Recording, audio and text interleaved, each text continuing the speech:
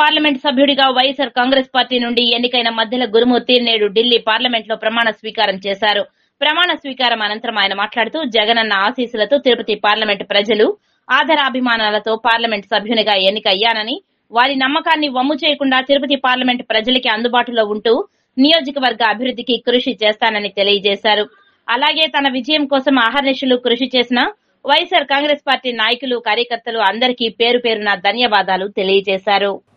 మద్దెల గురుమూర్తి అను నేను లోకసభ సభ్యునిగా ఎన్నుకోబడినందున చట్టరీత్యా నెలకొల్పబడిన భారత సంవిధానం పట్ల యథార్థమైన భక్తి విశ్వాసములు కలిగి ఉందని, భారతదేశపు సర్వసత్తాక అధికారమును అఖండతను సమర్థించదని, నేను స్వీకరించబో కర్తవ్యమును శ్రద్ధాశక్తులతో నిర్వహించదనని దైవ సాక్షిగా ప్రమాణం చేయుచున్నాను.